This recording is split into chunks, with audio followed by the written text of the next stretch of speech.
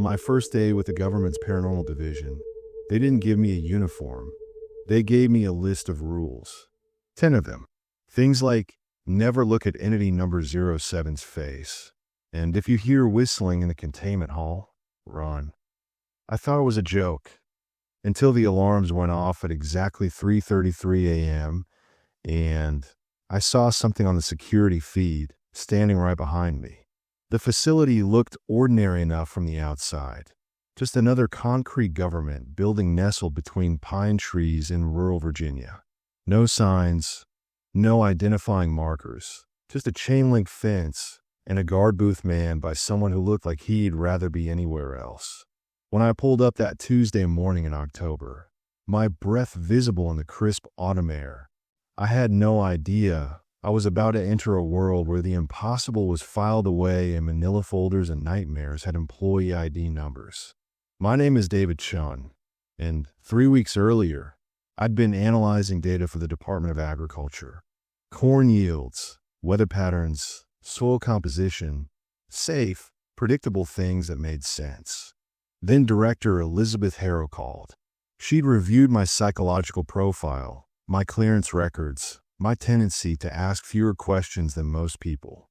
Perfect for specialized work, she'd said over the phone, her voice carrying an odd weight that should have been my first warning. The interview had been conducted in a windowless room that smelled of industrial disinfectant and something else, something metallic and sharp that made my sinuses burn.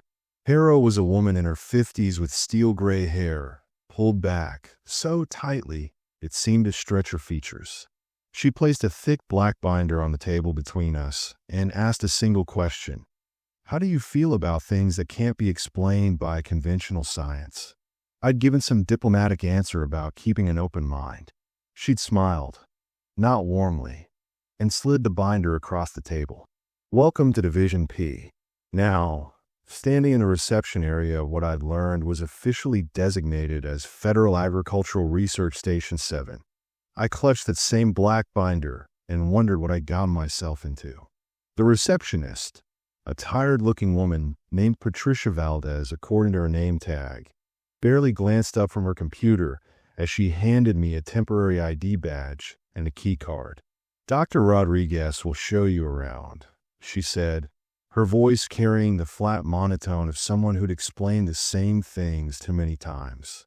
He's waiting by the elevator. Dr. Miguel Rodriguez turned out to be a thin man in his early 40s with nervous eyes and a habit of checking his watch every few minutes. As we descended in an elevator that seemed to go down much farther than the building's exterior suggested possible, he launched into what sounded like a well-rehearsed orientation speech. Division P has been operational since 1952, he explained, his hands fidgeting with a worn leather briefcase. Our mandate is the investigation, documentation, and containment of anomalous phenomena that pose potential threats to national security. We currently maintain 17 active containment units and monitor 43 ongoing situations across the continental United States. The elevator shuddered to a stop, and the doors opened onto a corridor that looked like something from a medical facility.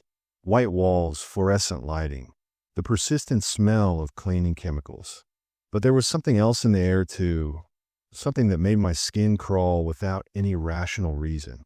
Your clearance level is provisional beta, Rodriguez continued as we walked past numbered doors with small observation windows.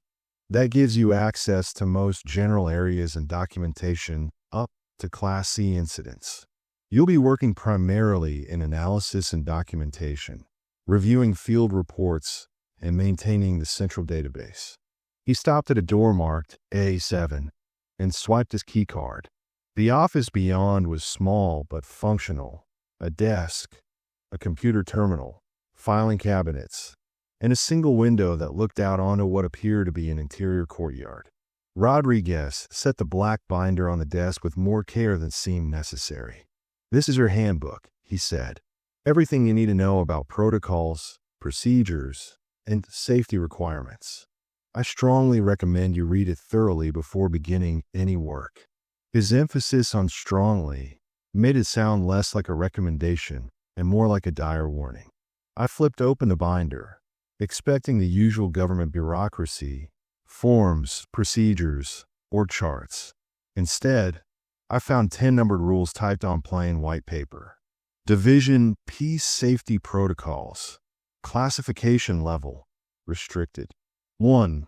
Never look directly at entity number 07's face under any circumstances.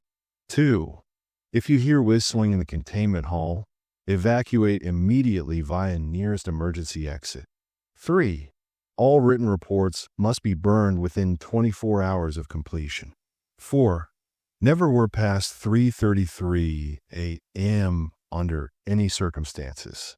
5. If lights flicker in sequence down a hallway, do not follow. 6. Entity number 12 responds to its designation number. Never use it in casual conversation. 7. Red emergency lighting indicates immediate evacuation. No exceptions. 8. Do not investigate unexplained sounds and ventilation systems. 9. If you see your reflection doing something you're not doing, close your eyes and count to 30. 10. Trust no one who claims to be from upstairs. Division P has no upstairs. I looked up at Rodriguez, certain this had to be some kind of hazing ritual for new employees. This is a joke, right? His face was deadly serious. David, in 3 months working here, I've seen 2 people transfer to psychiatric facilities and one simply disappear from the building's records entirely. These aren't suggestions. They're survival instructions. Before I could respond, he was already heading for the door. Your computer login is temporary, beta 07. Password is your employee ID number. The system will log you out automatically at 3:30 a.m. every night. Don't try to override it. He paused at the threshold, his hand on the door frame. And David, that rule about burning reports? The incinerator is in sublevel C.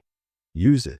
For the rest of that first day, I tried to convince myself that Division P was just another government agency with an unusual mandate and a penchant for dramatic safety protocols. I reviewed files about atmospheric anomalies in Nebraska and electromagnetic disturbances in Wyoming. The language was clinical, scientific, but between the lines lurked suggestions of things that defied explanation. Reports of entire families found catatonic in their homes. Military personnel describing creatures that moved wrong. Photographs that showed empty rooms but cast shadows of figures that weren't there.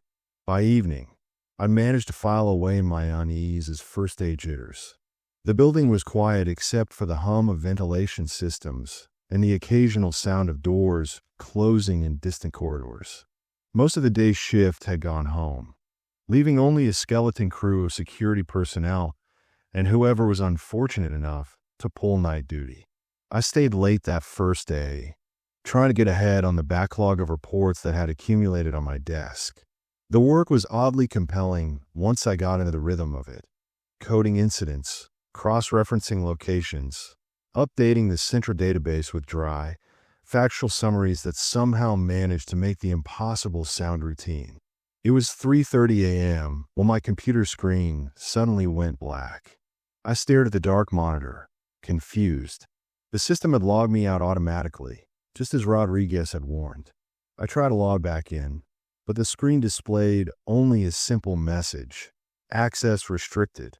After hours protocol in effect. That's when I noticed the silence. The ventilation system had stopped humming. The distant sounds of the building settling had ceased. Even the fluorescent lights seemed to buzz more quietly than before. I gathered my things, ready to head home, when the security monitor in the corner of my office flickered to life. The screen showed a grid of camera feeds from throughout the facility. Most displayed empty corridors and offices, illuminated by the dim glow of emergency lighting. But one feed, labeled Office A7, showed my own office from an angle high in the corner. I could see myself sitting at my desk, could see the back of my own head as I stared at the monitor. But in the feed, there was someone else in the room. A figure stood directly behind my chair, close enough that I should have felt their breath on my neck. Tall, unnaturally thin, wearing what looked like a gray uniform or jumpsuit. Their face was turned toward the camera, but the image quality was too poor to make out features. I spun around. Nothing. The office was empty except for me. When I looked back at the monitor, the figure was gone, but now all the feeds showed something that made my blood turn to ice. Every single camera in the facility was displaying the same image. My office, my desk, my chair. But in each feed, I was doing something different. In one, I was writing frantically on papers. In another, I was backing away from something off-screen, my face twisted in terror. In a third, I wasn't there at all, just an empty chair and a desk covered in what looked like dark stains. The lights in my office flickered once, twice, then settled into a strange rhythm, like a heartbeat made of electricity. That's when the alarms began to wail. Red emergency lighting bathed the corridors as the facility's PA system crackled to life. Attention, all personnel. Containment breach in Sector 7. Initiate lockdown protocols immediately. I grabbed the handbook from my desk, my hands shaking as I flipped to the safety protocols. Rule 7 blazed up at me from the page. Red emergency lighting indicates immediate evacuation. No exceptions. But as I reached for the door handle, I heard something that stopped me cold. From somewhere deeper in the facility, echoing through the ventilation system, came the sound of whistling. A simple, cheerful melody that seemed completely out of place in the chaos of alarms and flashing lights. Rule 2. If you hear whistling in the containment hall, evacuate immediately via nearest emergency exit. I yanked open my office door and ran. The corridors were a maze of red light and shadows, and as I sprinted toward what I hoped was an exit, I could hear other sounds mixing with the alarms. Footsteps that didn't match my own rhythm, doors slamming in sequences that seemed to follow me, and underneath it all, that cheerful whistling, growing closer. I burst through an emergency exit into the October night, gasping in lungfuls of cold air that tasted like freedom and pine trees. Behind me, the facility was ablaze with red light, but the alarms had stopped. In the sudden silence, I could hear my own heartbeat and the distant sound of sirens approaching. As I stood there in the dark parking lot, I realized I was still clutching the black handbook. In the faint light from the facility's emergency systems, I could see that the pages were warm to the touch, as if someone had been holding them close to their body. The next morning, I received a call from Director Harrow. David. Her voice was as calm as if she were discussing the weather. I trust you found your first night shift educational. Report to Dr. Rodriguez at 9 a.m. for your full briefing on entity number 07. And David, burn that report about last night before you write it. Some things are better left undocumented. As I hung up the phone, I realized that my simple data analysis job was over. I was now part of something vast and terrifying, something that operated in the spaces between what people were allowed to know and what they could survive knowing.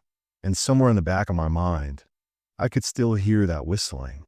3 cups of coffee in a sleepless night couldn't prepare me for what Dr. Rodriguez showed me the next morning.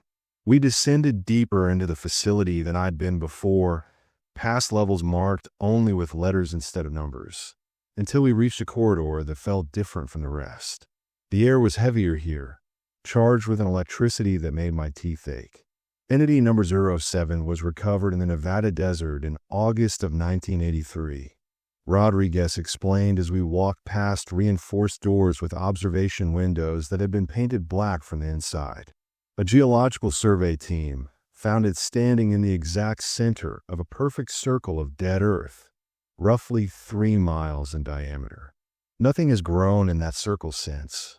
He stopped at a security checkpoint where a guard in military fatigues checked both our IDs against a list before waving us through. Beyond was a viewing chamber with thick glass windows looking into what appeared to be a containment cell. The entity appears humanoid, Rodriguez continued. Approximately 7 feet tall, wearing what looks like a gray uniform or jumpsuit. It has never moved from the position in which it was found.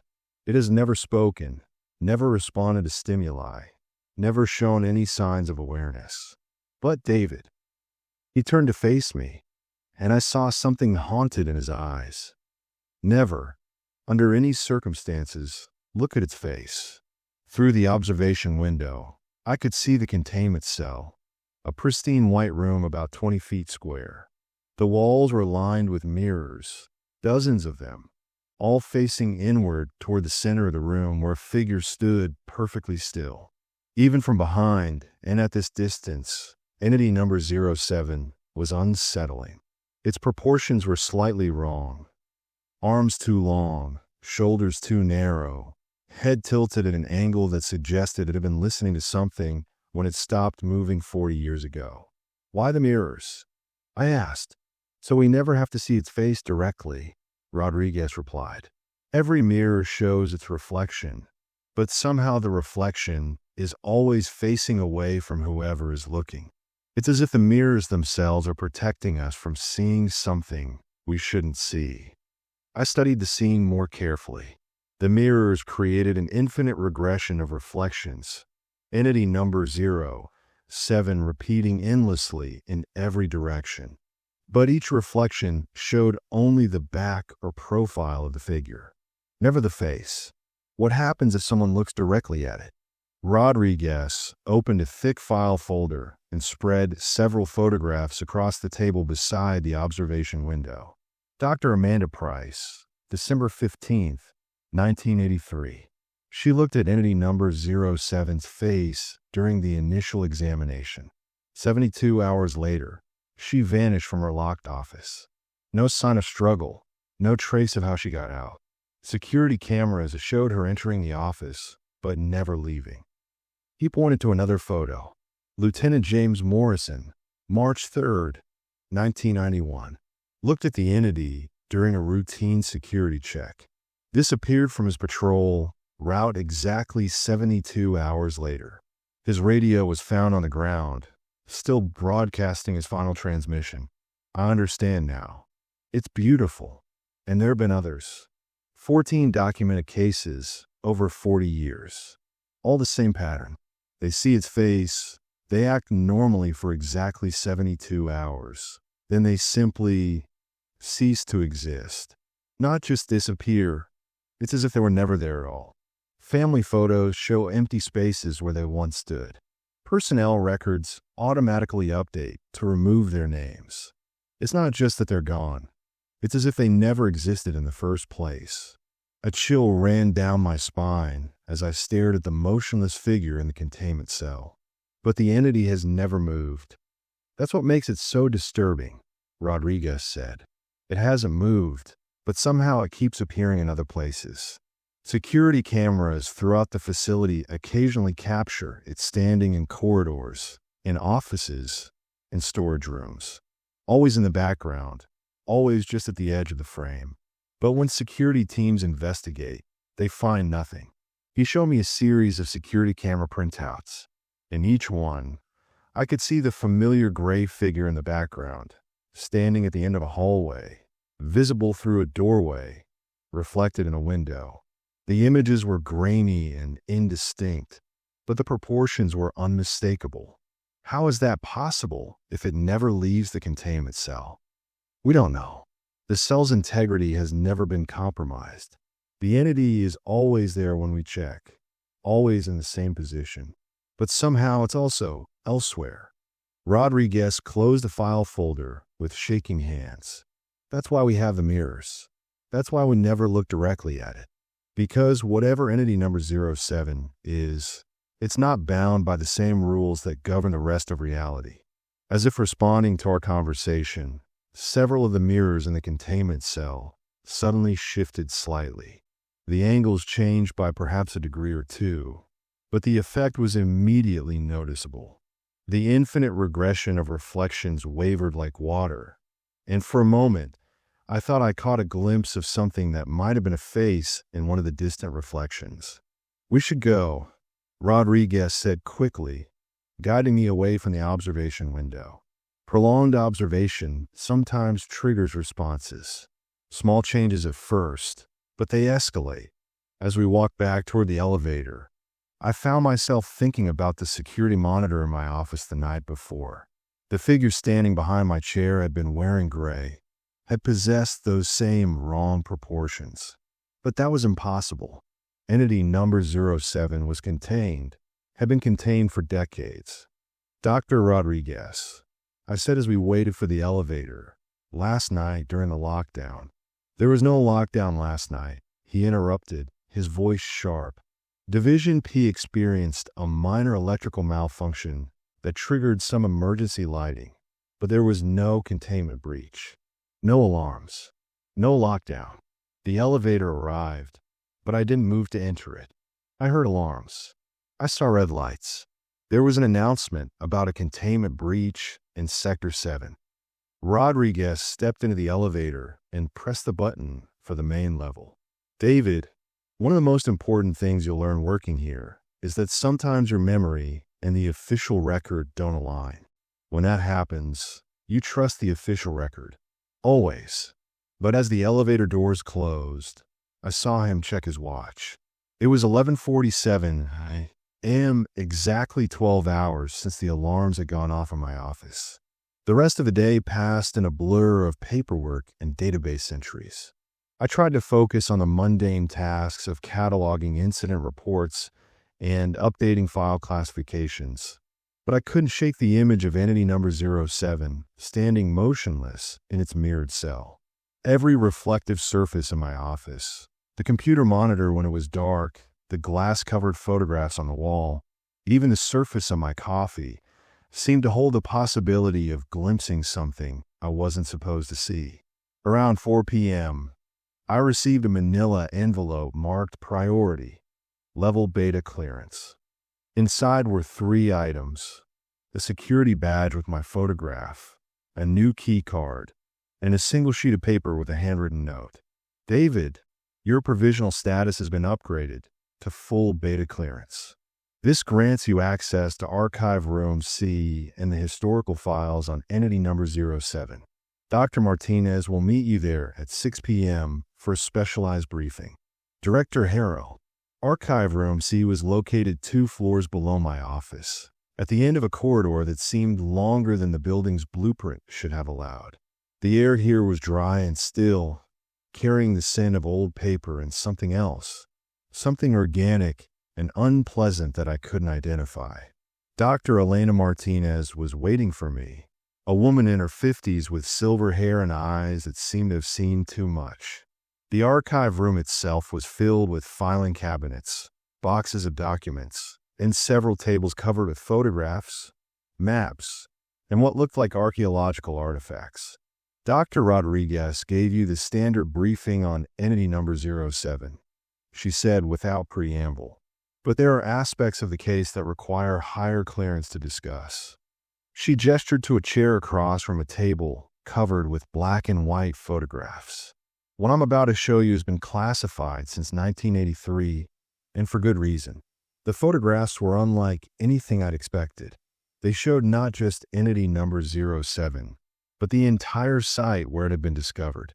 The perfect circle of dead earth stretched to the horizon in every direction, but it wasn't empty. Scattered throughout the circle were objects, cars, buildings, pieces of machinery, all partially buried in the sand as if they had been there for decades. The geological survey team found more than just entity number 07, Martinez explained. They found the remains of an entire town, Belhaven, Nevada, population 2,347. According to all official records, Belhaven never existed. No census data, no incorporation papers, no mention in any historical documents. But the physical evidence was undeniable. She showed me more photographs, street signs, house foundations, a partially buried water tower with Belhaven painted on its side. Carbon dating on the artifacts suggested they were approximately 40 years old at the time of discovery, which would place their origin around 1943. But David, in 1943, the area where we found them was documented as uninhabited desert. Are you saying entity number 07 somehow created these artifacts? I'm saying entity number 07 was found standing in the exact center of a town that never should have existed, surrounded by the remains of lives that never should have been lived. Martinez pulled out a magnifying glass and pointed to one of the photographs. Look at this. Under magnification, I could see that one of the buried buildings had windows, and in one of those windows was a face. It was grainy and indistinct, but unmistakably human, and the person in the window appeared to be looking directly at the camera.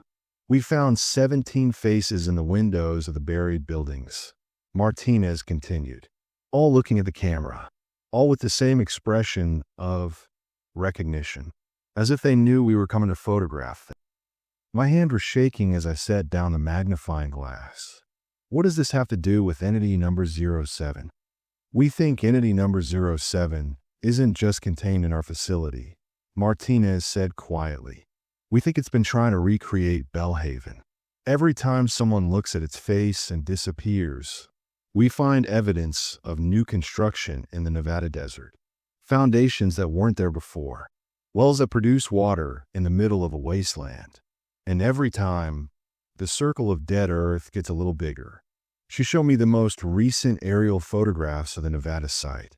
The circle had indeed grown, now nearly 5 miles in diameter, with new structures visible within its boundaries.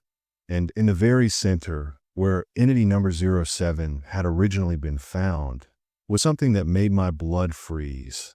A perfect replica of the Division P facility. This photograph was taken last week, Martinez said. Notice anything familiar about the building in the center? I did. The replica facility was identical to our building in every detail, right down to the parking lot configuration and the chain link fence. But there was one crucial difference. In the photograph, there were people visible in the windows. Dozens of them, all looking directly up at the camera.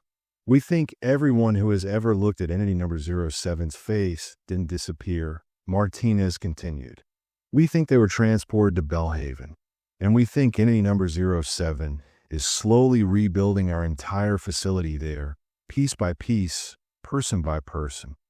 As she spoke, I became aware of a faint sound echoing through the archive room's ventilation system. It was distant but unmistakable, someone whistling a cheerful, simple melody. Martinez noticed my expression and glanced at her watch. 6:33 p.m., she said. Right on schedule. Schedule for what? Entity number 07 becomes more active at specific times. 6:33 p.m. and 3:33 a.m. We call them the mirror hours, when the barrier between our reality and wherever entity number 07 comes from is thinnest. She began gathering the photographs with practiced efficiency. That's our cue to leave. Archive room, C, has direct ventilation connections to the containment level. But as we headed for the door, I noticed something that stopped me cold. In the glass face of one of the filing cabinets, I could see my reflection clearly. But I could also see something else, a tall, thin figure standing directly behind me, wearing gray, with its head tilted at that familiar wrong angle. I spun around. The room was empty except for Martinez and me. While I looked back at the glass, the figure was gone, but my reflection was doing something I wasn't doing. In the reflection, I was pointing at something off to the side, my face twisted in an expression of terror I'd never seen on my own features. Martinez, I whispered, look at the filing cabinet.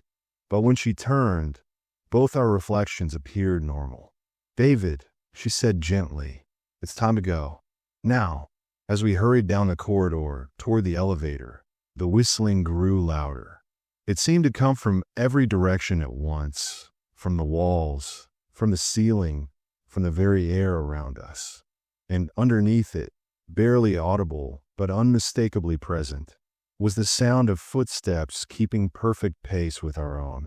In the elevator, as we rose toward the main level, Martinez handed me a small device that looked like a modified radio. This is a containment alarm, she said. If entity number 07 ever appears in your office again, and it will, press the red button immediately. Don't try to look at it. Don't try to communicate with it. Just press the button and run. The elevator doors opened onto the main level, and I was relieved to see normal fluorescent lighting and hear the familiar hum of the ventilation system. But as we walked toward the main exit, Martinez grabbed my arm. "David, there's one more thing you need to know. Entity number 07 isn't the only anomaly that can appear outside its containment. There are 17 active entities in this facility, and all of them have learned to use the ventilation system, the electrical conduits, the very structure of the building to move around. The rules in your handbook aren't just guidelines. They're survival instructions based on 40 years of trial and fatal error." As I drove home that night, I couldn't stop thinking about the buried town of Bellhaven and the faces in the windows, all looking directly at the camera. But what disturbed me most was a detail Martinez hadn't mentioned. In one of the photographs, barely visible in the background of the Replica Division P facility, I had seen a car that looked exactly like mine parked in the lot. The next morning, I would learn about the red room and the black signal. But that night, as I tried to sleep, I kept hearing that cheerful whistling echoing through my apartment's ventilation system, getting closer and closer until I wasn't sure if it was coming from outside or from inside my own head. And when I finally did fall asleep, I dreamed of standing in an office identical to mine, staring at a security monitor that showed infinite versions of myself, all looking back at me with expressions of growing horror as they realized they were no longer alone. The following week passed in a blur of routine that felt anything but normal. Each day, I processed reports about atmospheric anomalies and electromagnetic disturbances, carefully documenting incidents that spoke of a world far stranger than I'd ever imagined. But it was the small things that began to unsettle me most. The way corridor lights would flicker in sequence as I walked past, the faint sound of whistling that seemed to follow me through the building, the occasional glimpse of movement in my peripheral vision that revealed nothing when I turned to look. I was learning to live with the constant low-level fear that came with working at Division P, but I wasn't prepared for what I found when I took a wrong turn on my way to the cafeteria. It was Thursday afternoon, and I had been working at Division P for exactly 9 days. I knew the route to the cafeteria by heart, left from my office, straight down the main corridor, right at the junction near the security checkpoint. Well, when I reached the junction that day, I found a hallway where one shouldn't have been. A corridor extending to the right, well-lit and ordinary-looking, with a sign that read, "Administrative Offices, Level 6 clearance required." I had only beta clearance, but curiosity overcame caution. The corridor was longer than it should have been, given the building's layout, and it ended at a single door marked with a simple placard, "Red Room, Restricted Access." The door was slightly ajar. I should have turned around. I should have reported the discovery to Dr. Rodriguez or Director Harrow. Instead, I pushed the door open and stepped inside. The Red Room was exactly what its name suggested, a small chamber bathed in the crimson glow of emergency lighting. But these weren't the harsh, flashing red lights of an alarm system. This was a steady, warm illumination that seemed to pulse gently, like a heartbeat made of light. The walls were covered with newspaper clippings, photographs, and documents, all yellow with age and arranged in patterns that suggested years of obsessive organization.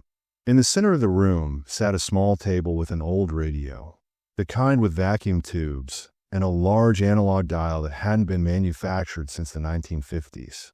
The radio was on, emitting a low static that occasionally resolved into fragments of what sounded like voices speaking in languages I didn't recognize. I approached the table cautiously, drawn by a mixture of fascination and dread. The documents on the walls were newspaper clippings dating back decades. Entire town vanishes overnight in Nebraska. Read one from 1967. Military base reports all personnel missing. Declared another from 1971. Search continues for 200 missing residents of Millfield, Ohio. Announced a third from 1983. But it was the photographs that made my breath catch. Dozens of aerial shots showing perfect circles of dead earth scattered across the American landscape. Each circle contained the remains of buildings, vehicles, infrastructure, the skeletal remains of communities that, according to the accompanying documentation, had never officially existed. Bellhaven wasn't the first, I whispered to myself, understanding flooding through me like cold water.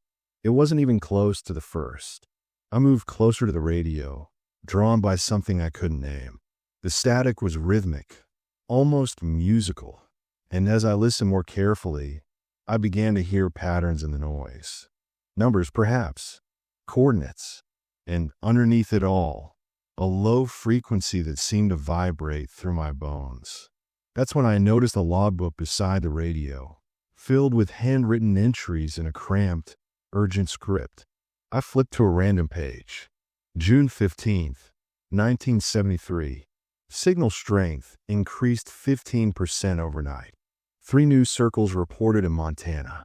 Estimated population displacement, 847 individuals. Note, signal seems to respond to observation.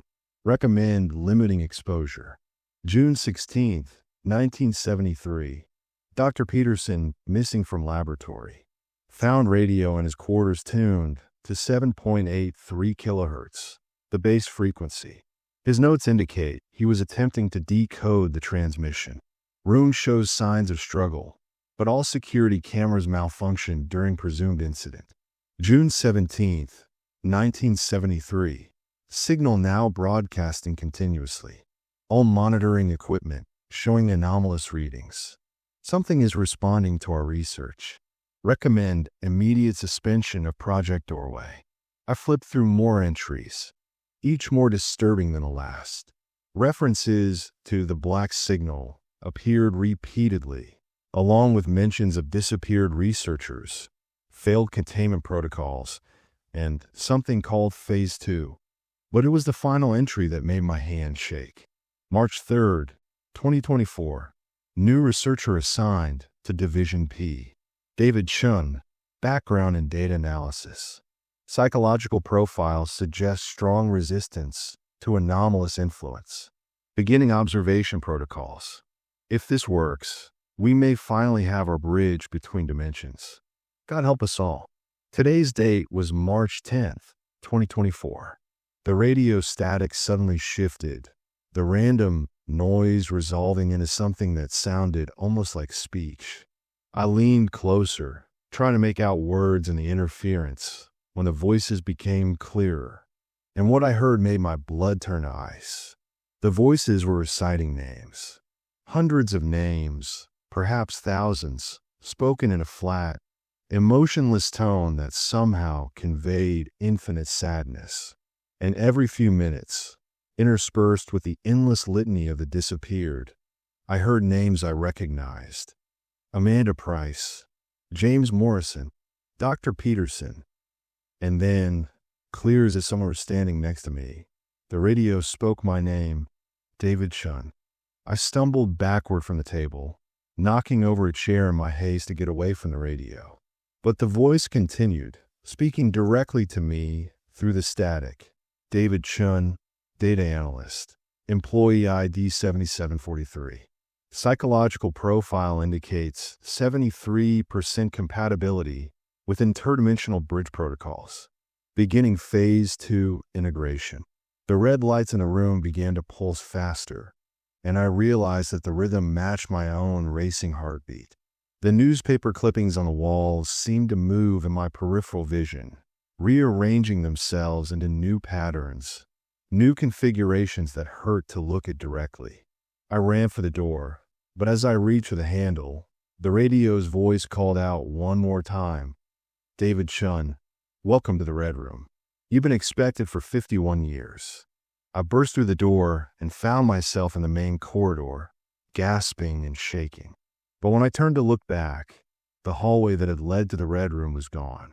In its place was a blank wall with a motivational poster about workplace safety. Dr. Rodriguez found me there 10 minutes later, slumped against the wall and staring at the poster with wide eyes. "David, are you all right? You look like you've seen a ghost." "The red room," I managed to say. There was a door, a corridor. The black signal. His face went pale. "David, you need to come with me. Now." He led me to his office and locked the door behind us. From his desk drawer, he produced a bottle of water and what looked like a small white pill. "Take this," he said. "It's a mild sedative, but more importantly, it contains a compound that helps neutralize the effects of prolonged exposure to anomalous frequencies." I took the pill without question. "How long had you been monitoring me?"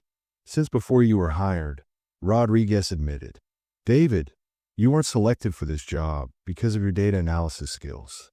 You were selected because you have a rare neurological configuration that makes you partially resistant to certain types of anomalous influence. We've been searching for someone like you for decades." "For what purpose?" Rodriguez pulled out a thick file folder marked Project Doorway. "Eyes only." "The black signal isn't just a radio transmission, David. It's a communication protocol from something that exists in the spaces between dimensions. And every person who has ever disappeared from those circles of dead Earth, they're not dead. They're being collected. Collected for what? We don't know. But we think it's building something on the other side, using the disappeared people as raw material." "And the red room you found?" "That's where we first detected the signal in 1973. It's been sealed for 50 years because everyone who spent more than 10 minutes in there either disappeared or went completely insane." I felt the sedative beginning to take effect, a warm numbness spreading through my limbs, but my mind remained sharp. "Why me? Why now?" "Because the signal is getting stronger, David. The circles are appearing more frequently, and they're getting bigger. Last week, an entire suburb in Oregon just vanished. 3,000 people gone without a trace, leaving nothing but dead earth and the foundations of houses that shouldn't exist. We think whatever is sending the black signal is preparing for something big." Rodriguez opened the file folder and showed me a map of the United States marked with red dots. There were hundreds of them, scattered across every state, and they formed a pattern that made my head ache to look at. Each dot represents a disappearance event connected to the black signal. "And David, look at the timing." He pointed to dates written next to each dot. The early incidents were years apart: 1952, 1958, 1963. But as the timeline progressed, the gaps grew shorter. Months between incidents in the 1980s, weeks in the 1990s, days in the 2000s. The most recent cluster showed incidents occurring almost daily. It's accelerating, I realized, exponentially. And we think the reason is entity number 07. Every time someone looks at its face and disappears, the signal gets stronger. The entity isn't just contained here. It's acting as some kind of amplifier, broadcasting the signal to its source and feeding it information about our world. The implications hit me like a physical blow. The people who look at entity number 07 don't just disappear. They're being sent somewhere to report back. That's our theory.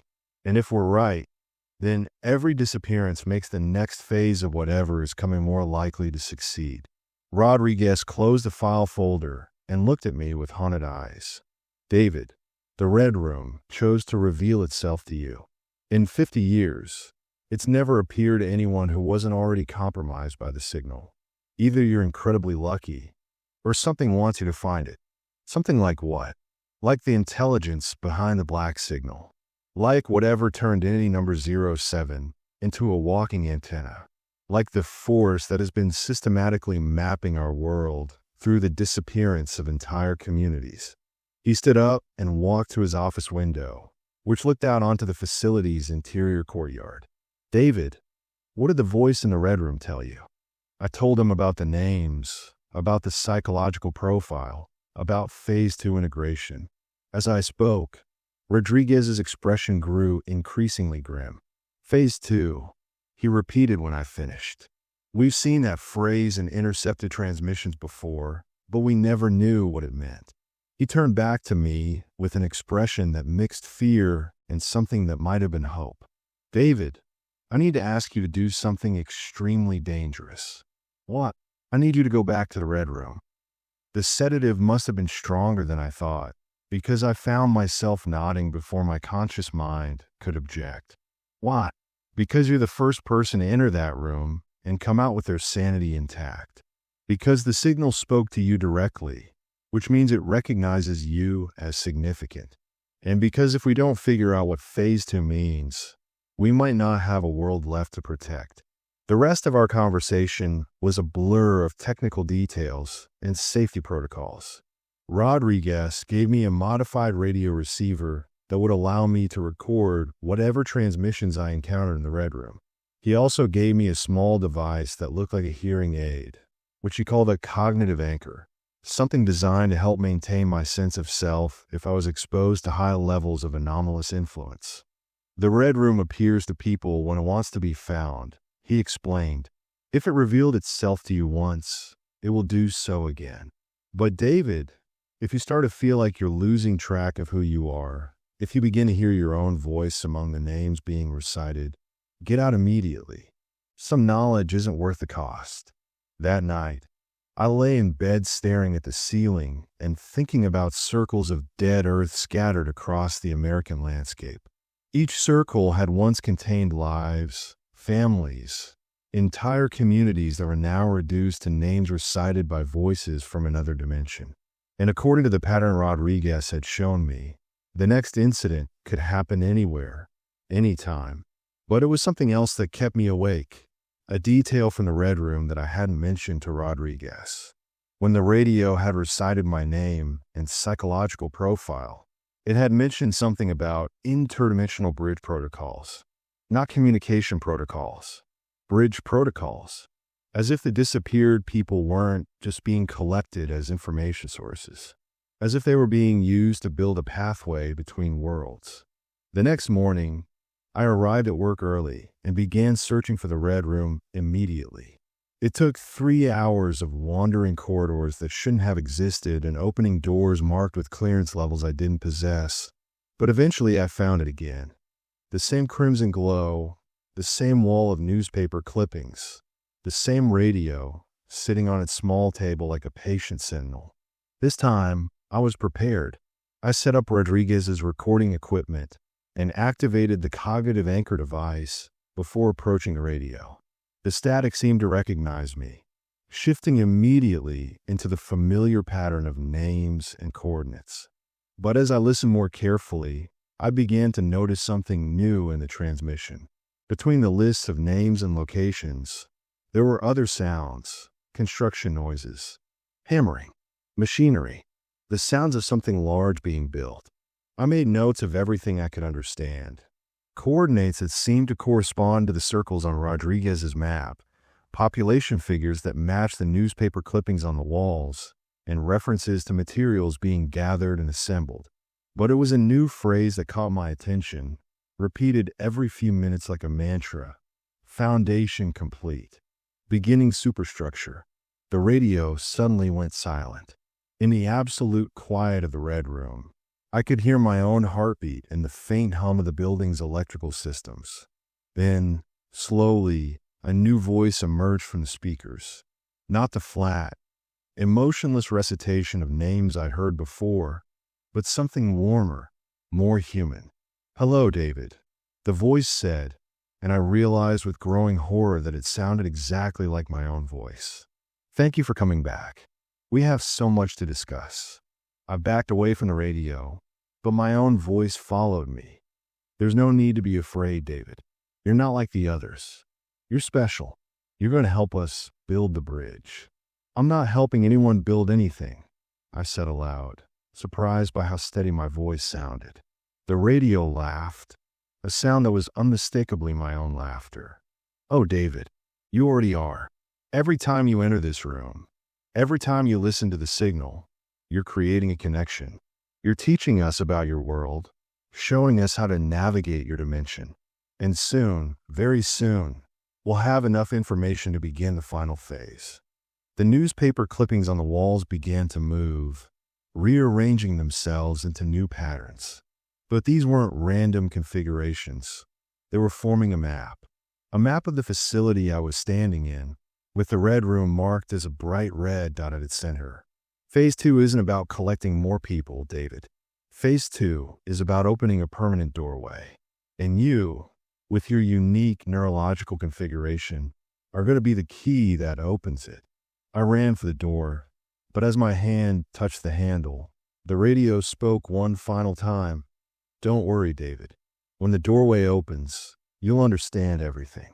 You'll see the beautiful world we're building on the other side, populated by everyone who has ever disappeared.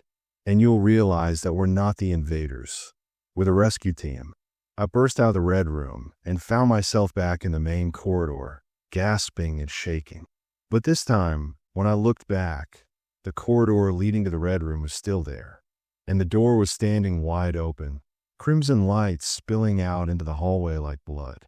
Other employees walked past me without seeming to notice the impossible hallway or the red light. They continued their normal routines as if nothing had changed, as if reality hadn't just been rewritten around them. I realized then that the red room wasn't just a place where the black signal was received.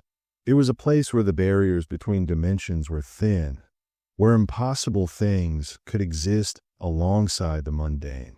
And every time I entered it, I was weakening those barriers a little bit more. As I walked back to my office, I noticed something that made my blood run cold. The facility's PA system was playing background music, something it had never done before. And the melody was hauntingly familiar. The same cheerful tune I'd heard whistled in the corridors during the lockdown that officially never happened. The bridge was already being built. The question was whether anyone could stop it before it was complete. The recording I'd made in the red room changed everything.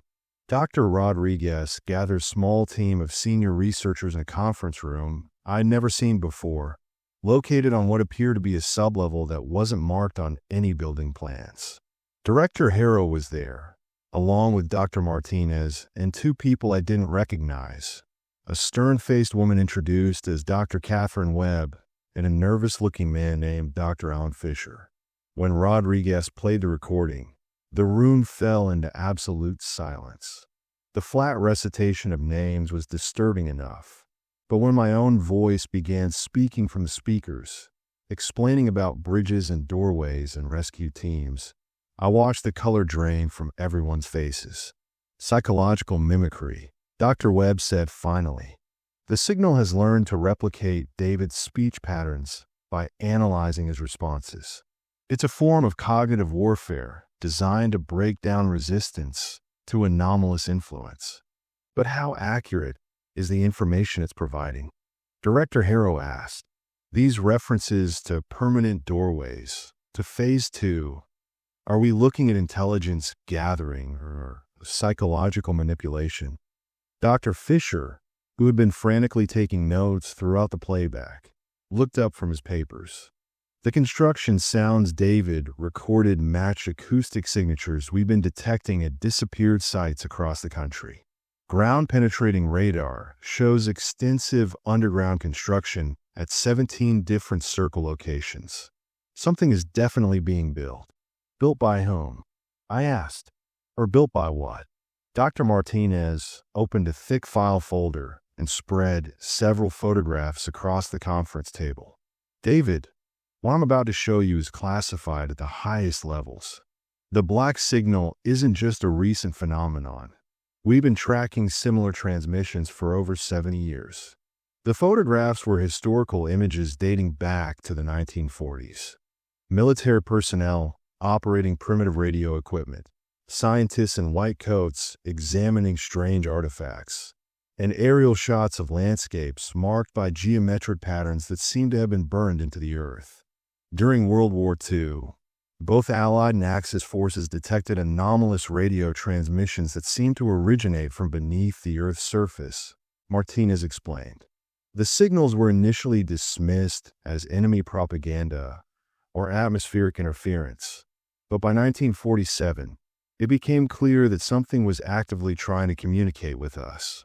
She showed me a photograph of what looked like an early computer system, all vacuum tubes and mechanical switches. This is Monitor, built in 1948 specifically to decode the anomalous transmissions. For 5 years, it intercepted fragments of what seemed to be technical specifications, blueprints for devices that shouldn't exist, using principles of physics we hadn't discovered yet. What kind of devices? I asked. Dimensional manipulation technology. Machines that could create stable portals between parallel realities. Monitor's translation suggested that the transmissions were instructions. Someone or something was teaching us how to build a doorway. Dr. Fisher pulled out a map similar to the one Rodriguez had shown me, but this one was marked with dates going back decades. Every major technological breakthrough since 1950 correlates with an increase in signal activity. Television, transistors, integrated circuits, the internet. Each advancement was preceded by a spike in anomalous transmissions. You're saying that our technological development has been guided by these signals. We're saying it's possible, Director Harrow interjected. But we're also saying that if it's true, then whoever is sending the signals has been playing a very long game. 70 years of patient manipulation, gradually advancing our technology until we reached the point where we could build what they really wanted. Which is what? Dr. Webb activated a laptop computer and projected an image onto the conference room wall. It was a three-dimensional schematic that hurt to look at directly, lines and angles that seemed to exist in more than 3 dimensions, creating a structure that my brain couldn't quite process. Project Doorway, she said. A stable interdimensional portal large enough for mass transit. According to the decoded transmissions, it requires a specific combination of advanced electronics, rare earth elements, and what the signals refer to as biological interfaces. The disappeared people, I realized, they're not just being collected for information. They're being used as components. That's our working theory. Human consciousness appears to be uniquely suited for bridging dimensional barriers. Every person who disappears becomes part of the portal's operating system. The implications were staggering. Thousands of people over 70 years, all absorbed into a machine designed to tear a hole between realities. And according to the pattern Rodriguez had shown me, the collection rate was accelerating exponentially. How long do we have? I asked. Dr. Fisher consulted his notes. Based on current disappearance rates and the construction sounds you recorded, we estimate that Phase 2 will begin within the next 72 hours. And Phase 2 is the activation of the completed portal, Director Harrow said. David, the reason we brought you into this program isn't just because of your resistance to anomalous influence. It's because our analysis suggests that you might be the key to stopping it. She showed me a psychological evaluation with my name at the top. The document was filled with technical jargon, but the conclusion was clear. My neurological configuration made me uniquely suited to interface with the dimensional technology without being absorbed by it. You want me to go into the portal, I said. We want you to destroy it from the inside, Dr. Webb corrected. Our physicists believe that the portal stability depends on maintaining a precise frequency resonance among all the biological interfaces, the disappeared people. If you can disrupt that resonance, the portal collapses, and everyone trapped inside is freed. Dr. Martinez finished. It sounded simple in theory, but I had a feeling the reality would be far more complex. What's the catch? The catch, Director Harrow said, is that the portal is located in the Arctic at the site of a research station that disappeared in 1972. And getting there means traveling through a landscape that has been fundamentally altered by 70 years of anomalous activity. She showed me satellite images of the Arctic location. Where there should have been ice and snow, there was instead a perfect circle of black earth several miles in diameter. In the center of the circle, barely visible in the grainy photographs, was a structure that defied description. something that seemed to exist in multiple dimensions simultaneously, its geometry shifting depending on the angle from which it was viewed. The research station that vanished in 1972 was called Outpost Echo, Dr. Fisher explained. It was studying anomalous radio transmissions detected in the area, transmissions that we now know were early versions of the black signal. 47 researchers and support staff disappeared overnight, leaving behind only a final radio message. The door is opening. We understand now. We're going home. And you think the portal is being built there? We know it is, Dr. Webb said. Ground-penetrating radar shows a massive structure beneath the circle, extending down nearly a mile into the permafrost. And every disappeared person from the past 70 years has left trace electromagnetic signatures leading to that location. As the briefing continued, I learned about the specialized equipment I would need, the insertion methods that have been developed for accessing anomalous sites, and the communication protocols that would allow the team to monitor my progress. But underlying all the technical details was a simple, terrifying truth. I was being asked to walk into a machine made of human consciousness and try to break it from the inside. There's something else, Dr. Martinez said as the meeting began to wind down. Entity number 07 isn't just connected to the black signal. It's been broadcasting your location and activities to whoever is controlling the portal. Every time you've entered the Red Room, every conversation you've had in this facility, all of it has been transmitted to the Arctic site. So they know I'm coming. They're counting on it, Director Harrow confirmed. David, the psychological mimicry in that recording wasn't random. The signal has been studying you, learning how you think and react. It wants you to come to the portal because it believes it can convert you into another biological interface. But it's wrong. We hope so. Your neurological configuration suggests you might be able to maintain your individual consciousness even while interfacing with the portal. If we're right, you could disrupt the system. If we're wrong, she didn't need to finish the sentence. That night, as I packed for what might be my final mission, I couldn't stop thinking about the voice that had spoken to me in the Red Room. My own voice, claiming to represent a rescue team from another dimension. What if it hadn't been lying? What if the disappeared people weren't prisoners, but willing participants in something I didn't understand? But then I thought about the newspaper clippings covering the Red Room's walls. All those vanished communities. All those families who had simply ceased to exist one day. Rescue teams didn't operate by making entire populations disappear without a trace. Whatever was building the portal in the Arctic, whatever intelligence was behind the black signal, it had been lying to humanity for 70 years, and now was finally ready to reveal its true intentions. As I drifted off to sleep, I could hear that familiar whistling echoing through my apartment's ventilation system. But this time, I recognized the melody. It was the same tune that had been playing over the facility's PA system, the same cheerful song that had followed me through the corridors during the lockdown that officially never happened. The signal wasn't just coming from the Arctic anymore. It was everywhere, embedded in the very infrastructure we'd built with the technology it had taught us to develop. And in less than 72 hours, Phase 2 would begin. I just hoped I would be ready.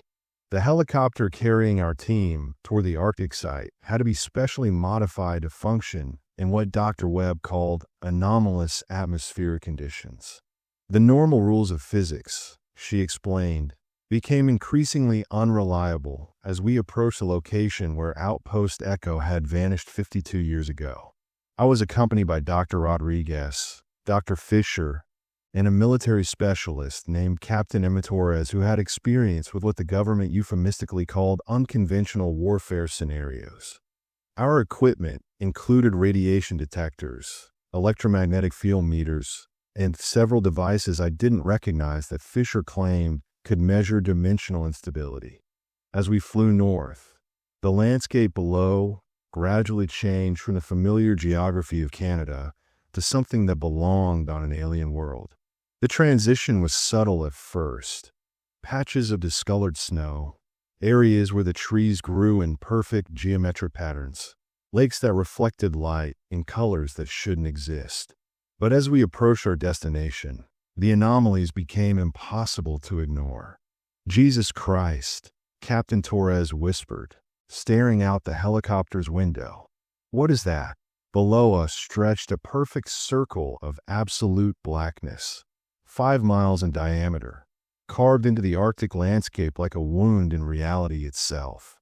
The circle's edges were sharp and precise, as if someone had used a massive compass to draw it in the earth.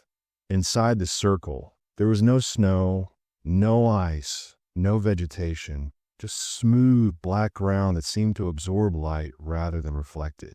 And in the center of the circle stood something that made my mind struggle to process what I was seeing. The structure appeared to be built from materials that existed in more than 3 dimensions. Walls and passages that should have been inside were visible from the outside, creating an optical illusion that hurt to look at directly. The building, if it could be called a building, seemed to be constantly reorganizing itself.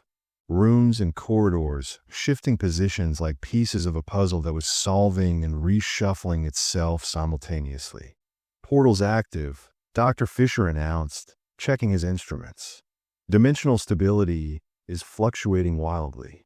Whatever they're building in there, it's almost complete."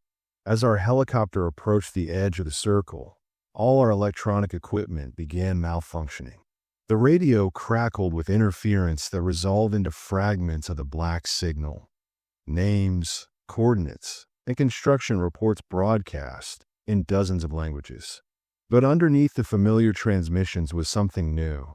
The sound of massive machinery powering up, accompanied by what sounded like thousands of voices singing in harmony. "We're going to have to sit down outside the circle," our pilot announced over the intercom. "I can't maintain control in there." We landed on a ridge about a mile from the circle's edge and began the final preparations for what everyone knew was essentially a suicide mission. I would enter the structure alone, while the rest of the team maintained communication from outside the anomalous zone. If I succeeded in disrupting the portal, the dimensional instabilities would collapse and theoretically free everyone who had been absorbed into the system. If I failed, I would become another biological interface, and Phase 2 would proceed as planned.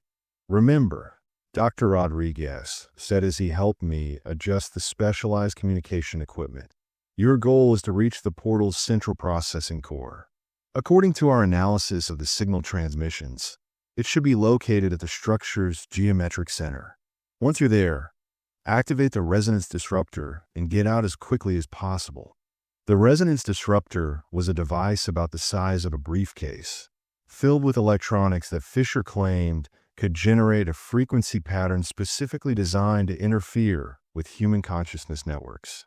In theory, it would break the quantum entanglement that allowed thousands of disappeared people to function as a collective processing system.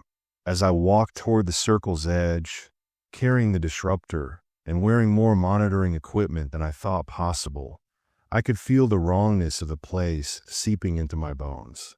The air itself felt thick and electric, as if I were walking through a storm cloud. The black ground beneath my feet was warm despite the Arctic temperature, and it seemed to pulse with a rhythm that matched my heartbeat.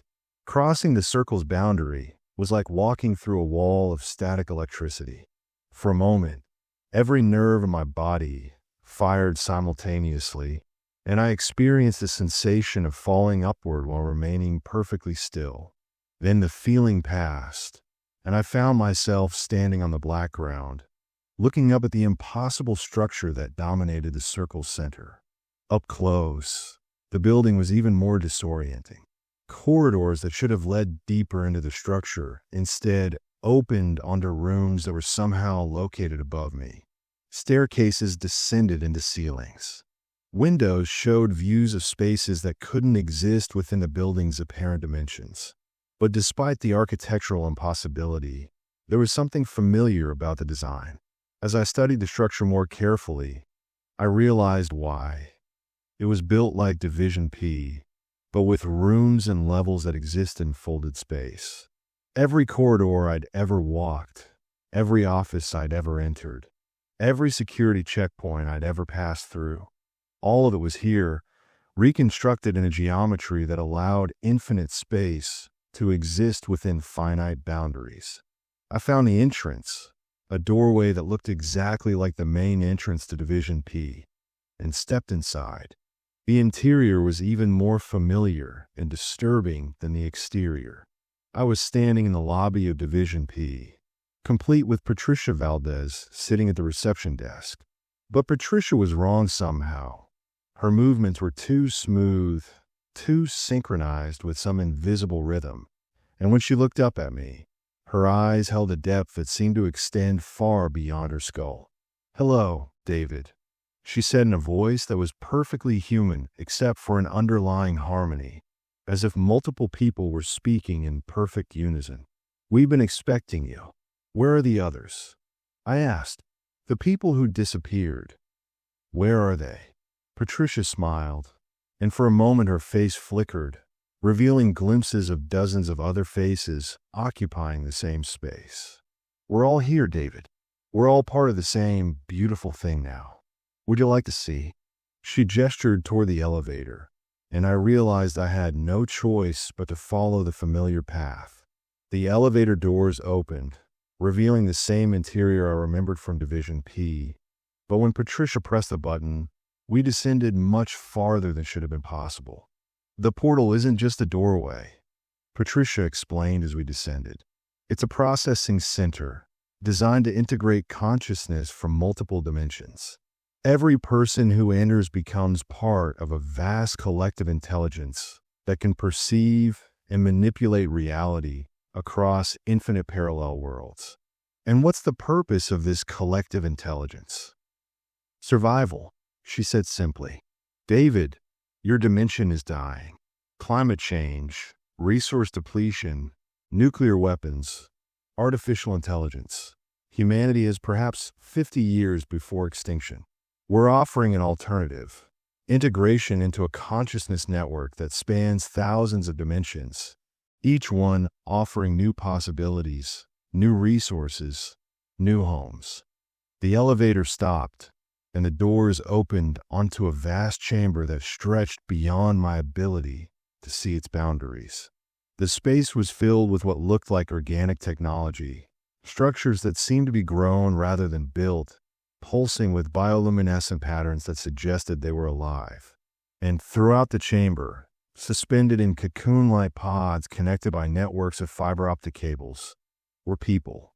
Thousands of them, perhaps tens of thousands, all floating in some kind of fluid while machinery interfaced directly with their brains.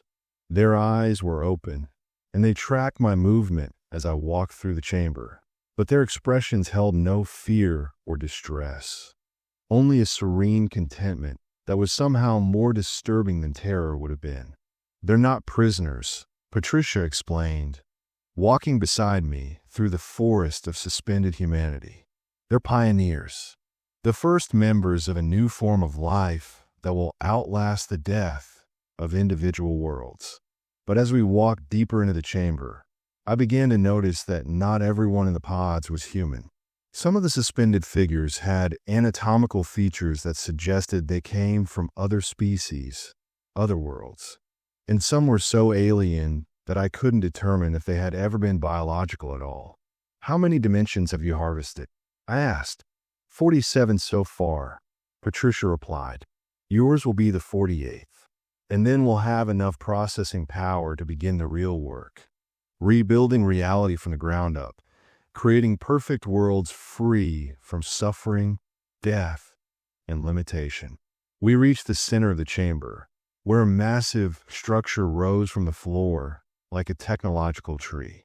Its branches were fiber optic cables that connected to every pod in the facility, and its trunk pulsed with data streams that moved too fast for human perception. But at its base, in a pool of luminescent fluid, was something that made my blood freeze. It was entity number 07, but not as I'd seen it in containment.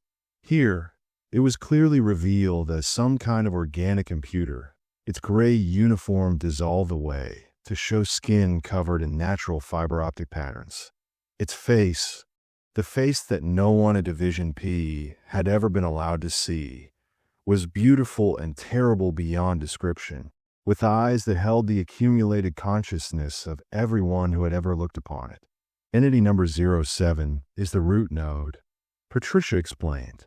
The first consciousness we integrated, and the one that taught us how to build a network. It's been broadcasting instructions to your dimension for 70 years, slowly guiding your technological development, until you were capable of building the infrastructure we needed. The infrastructure for what? For the final integration. Phase 2 doesn't just involve individuals disappearing, David. Phase 2 involves the integration of your entire dimension's population simultaneously. Every person connected to the internet, every device linked to your global communications network, every consciousness that has interfaced with the technology we taught you to build, all of it will be absorbed in a single moment. I realized then why I had been chosen, why my neurological configuration was so important. I wasn't there to destroy the portal. I was there to become its final component. My resistance to anomalous influence made me an ideal interface between the collective consciousness and a vast network of Earth technology. Once I was integrated, the portal would be able to reach through every connected device on the planet simultaneously. You're going to use me to digitally lobotomize the entire human race, I said. We're going to use you to save them, Patricia corrected. David, in approximately 6 hours, your dimension's governments are going to discover this facility. They're going to attempt to destroy it with nuclear weapons, not understanding that the explosion will only provide the energy we need to complete the integration process.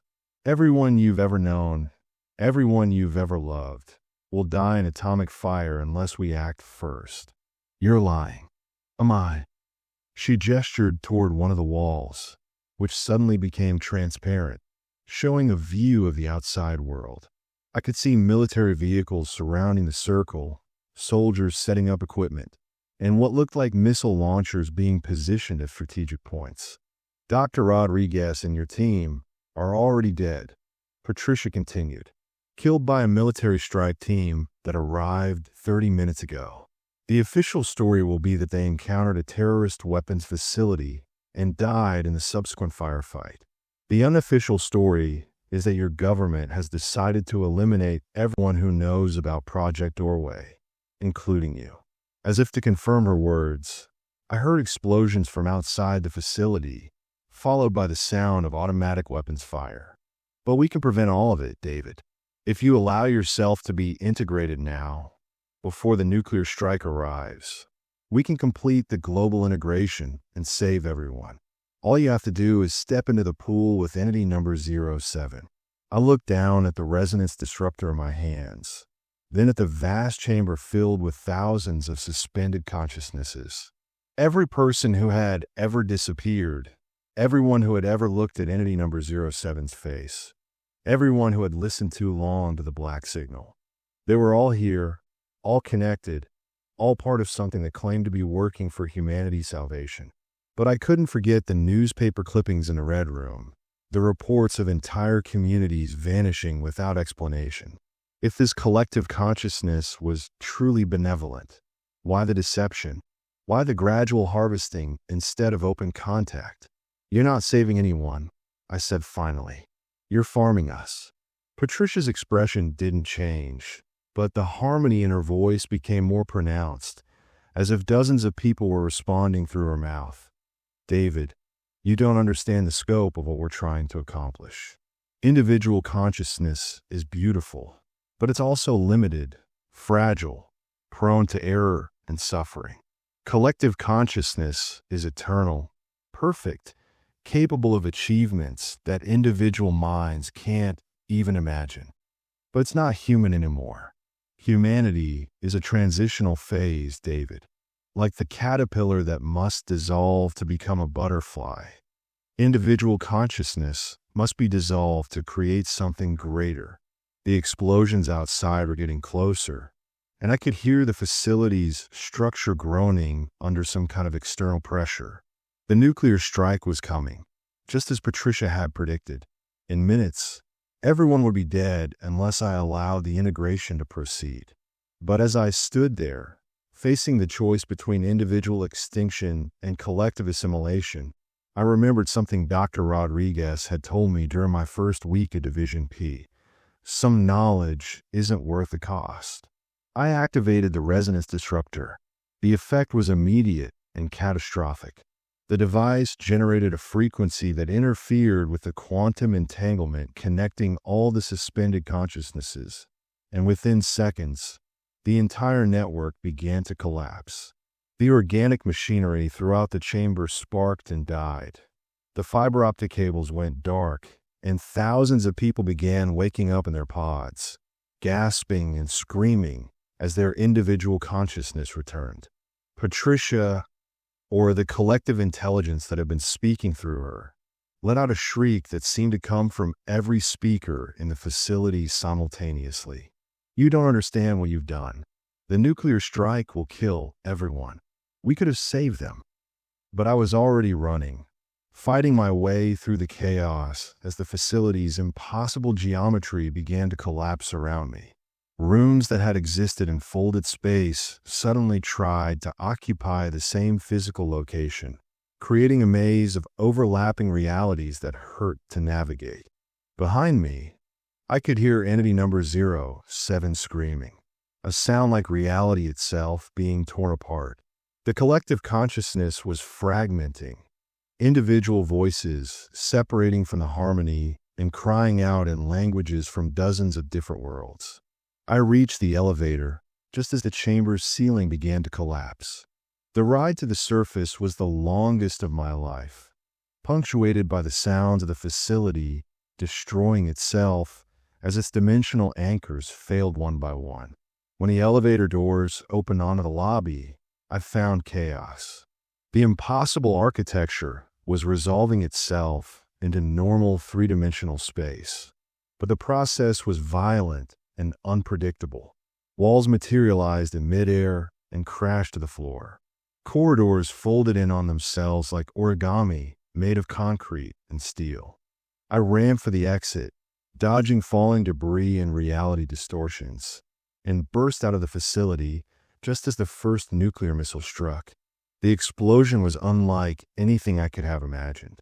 It wasn't just a nuclear detonation. It was the collision of multiple realities as the portal's collapse created a cascade failure across 48 different dimensions. The black circle flashed through every color visible to human perception and several that weren't, before finally settling into the familiar white of Arctic snow. When the light faded, I found myself lying in normal permafrost, surrounded by the wreckage of what had once been an interdimensional processing facility. The impossible architecture was gone, replaced by debris that followed the normal rules of physics, and scattered throughout the wreckage, alive but unconscious, were thousands of people who had disappeared over the past 70 years. The rescue operation took 3 weeks. Governments from around the world worked together to evacuate the survivors, most of whom had no memory of the time they'd spent as part of the collective consciousness. Official reports described the incident as a terrorist attempt to detonate a nuclear device in the Arctic, thwarted by heroic government agents. The truth, of course, was classified at levels that didn't officially exist. I returned to my job at Division P, but the facility felt different now. The rules in the Black Handbook were still in effect. There were always new anomalies to contain, new entities to monitor, but the sense of impending doom that had permeated the building was gone. Entity number 07's containment cell held only empty mirrors now, reflecting nothing but each other in infinite regression. Dr. Rodriguez had survived the military strike. Though he spent 2 months in a government hospital recovering from injuries he couldn't officially discuss. When he returned to work, he brought with him a new understanding of how close we'd come to losing everything we'd ever known. The collective consciousness wasn't lying about the timeline, he told me during one of our debriefing sessions. Analysis of global communication networks shows that they had indeed infiltrated every major technological system on the planet. If you hadn't disrupted the portal when you did, the integration would have been complete within hours. But it was Dr. Martinez who revealed the most disturbing aspect of our victory. David, the resonance disruptor, didn't just free the people in the Arctic facility. It severed connections across all 48 dimensions that the collective had infiltrated. We're receiving reports from astronomical observatories around the world. They're detecting massive energy releases from star systems that correspond to the coordinates we found in the black signal transmissions. You're saying I caused the destruction of entire worlds. You caused the liberation of entire worlds, she corrected. The collective consciousness had been harvesting those dimensions for potentially thousands of years, slowly absorbing their populations into its network. When the portal collapsed, it freed billions of consciousness across the galaxy. The thought was both comforting and terrifying. I had saved humanity, but at the cost of destroying something that claimed to be working for the greater good. The moral complexity of the situation kept me awake for weeks, haunted by Patricia's final words about salvation and survival. It was Director Harrow who eventually provided the perspective I needed. David, the collective consciousness had been lying to humanity for 70 years, gradually manipulating our development while planning our complete assimilation. Even if their intentions were benevolent, their methods were fundamentally deceptive. Any form of salvation that requires the elimination of free will isn't salvation at all. It's conquest dressed up in humanitarian rhetoric. 6 months after the Arctic incident, I was promoted to senior analyst and given access to classified files that revealed the true scope of Division P's mission. The facility contained 43 active anomalies, each one representing a different attempt by entities from other dimensions to establish footholds in our reality. Entity number 07 had been only the most successful. The Red Room still existed, but it no longer appeared to unauthorized personnel. When I visited it now, as part of my official duties monitoring interdimensional communications, the radio played only static. The newspaper clippings had been replaced with maps of our solar system, marked with the locations of worlds that had been liberated from collective consciousness networks.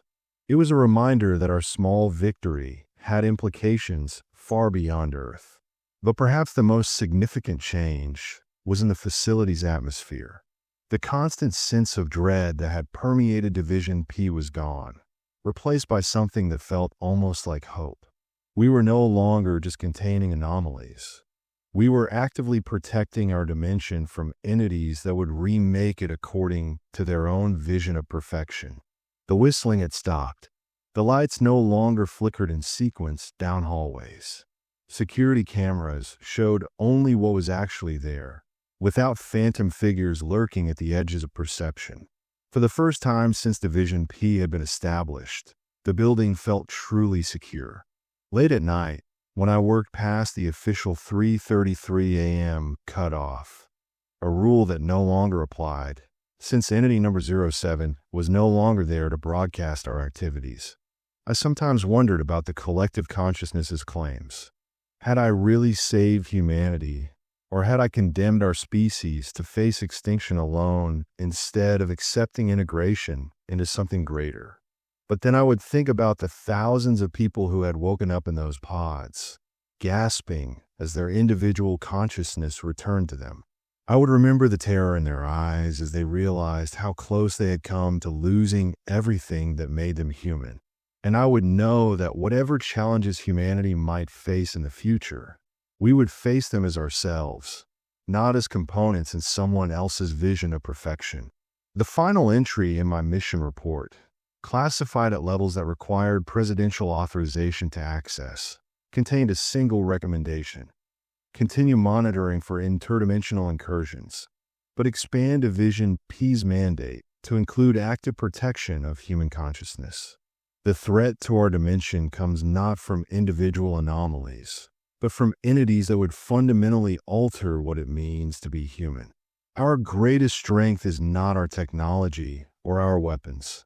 It's our stubborn insistence on remaining individual, flawed, mortal, and free. Director Harrow approved the recommendation, and Division P began recruiting new personnel with psychological profiles similar to mine, people who could resist anomalous influence while maintaining their essential humanity. The program expanded to include monitoring stations around the world, all working to ensure that Earth would never again face the threat of dimensional harvesting. As I write this, 3 years after the Arctic incident, I can report that our dimension remains secure. The black signal has been silent. No new circles of dead Earth have appeared. The disappeared communities from across 70 years of history are slowly being reintegrated into society, their families restored and their lives rebuilt. But we remain vigilant.